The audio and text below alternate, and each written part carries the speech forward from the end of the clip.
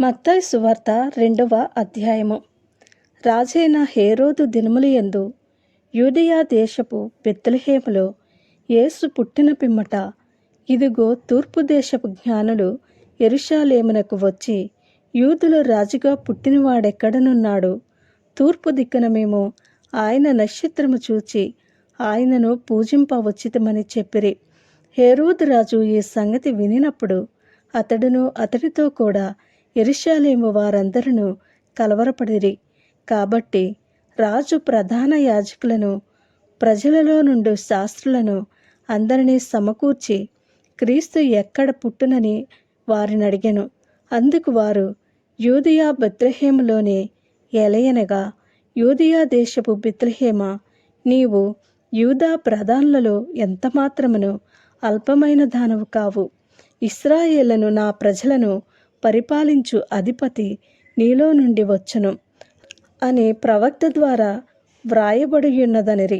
అంతటా హేరోదు ఆ జ్ఞానులను రహస్యముగా పిలిపించి, ఆ నక్షత్రము కనబడిన కాలము వారి చేత పరిష్కారముగా తెలుసుకుని, మీరు వెళ్ళి ఆ శిశువు విషయమై జాగ్రత్తగా విచారించి తెలుసుకొనగానే నేనును వచ్చి ఆయనను పూజించినట్లు నాకు వర్తమానము తేండని చెప్పి వారిని బెత్లెహేమునకు పంపెను.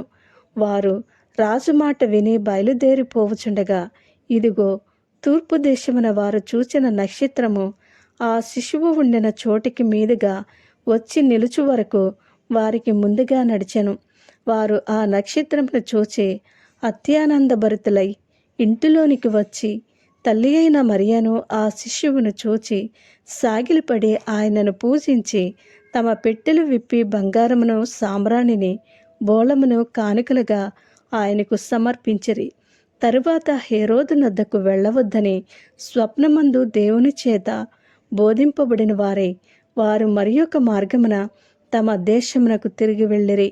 వారు వెళ్ళిన తర్వాత, ఇదిగో ప్రభువుదూత స్వప్నమందు యోసేపునకు ప్రత్యక్షమై, హేరోదు ఆ శిశువును సంహరింపవలనని ఆయనను వెదకబోవుచున్నాడు గనక నీవు లేచి ఆ శిశువును ఆయన తల్లిని వెంటబెట్టుకుని ఐగుప్తునకు పారిపోయి నేను నీతో తెలియజెప్పు వరకు అక్కడనే యుండుమని అతనితో చెప్పెను.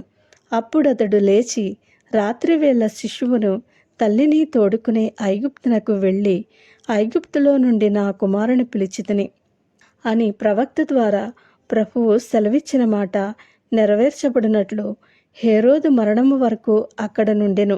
ఆ జ్ఞానులు తన్ను అపహసించిరని హేరోదు గ్రహించి బహు ఆగ్రహము తెచ్చుకుని, తాను జ్ఞానుల వలన వివరముగా తెలుసుకునిన కాలమును బట్టి బెత్లెహేములోను దాని సకల ప్రాంతములలోనూ 2 సంవత్సరములు మొదలుకొని తక్కువ వయసు గల మగ పిల్లలనందరినీ వధించెను. అందువలన రామాలో అంగలార్పు వినబడెను, ఏడ్పును మహారోదన ధ్వనియు కలిగెను.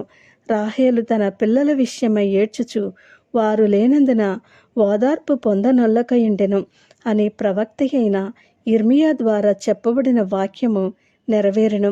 హేరోదు చనిపోయిన తరువాత, ఇదిగో ప్రభువు దూత ఐగుప్తులో యోసేపునకు స్వప్నమందు ప్రత్యక్షమై, నీవు లేచి శిశువును తల్లిని తోడుకుని ఇశ్రాయేలు దేశమునకు వెళ్ళుము.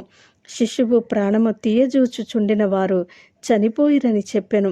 అప్పుడతడు లేచి శిశువును తల్లిని తోడుకుని ఇశ్రాయేలు దేశమునకు వచ్చెను. అయితే అర్కేలాయు తన తండ్రి అయిన హేరోదునకు ప్రతిగా యూదయ దేశము ఏలుచున్నాడని విని అక్కడికి వెళ్ళ వెరచి స్వప్నమందు దేవుని చేత బోధింపబడిన వాడై గలిలయ ప్రాంతములకు వెళ్ళి నజరేతను ఊరికి వచ్చి అక్కడ కాపురముండెను. ఆయన నజరేయుడనబడినని ప్రవక్తలు చెప్పిన మాట నెరవేరునట్లు ఈలాగు జరిగెను. ఆమేన్.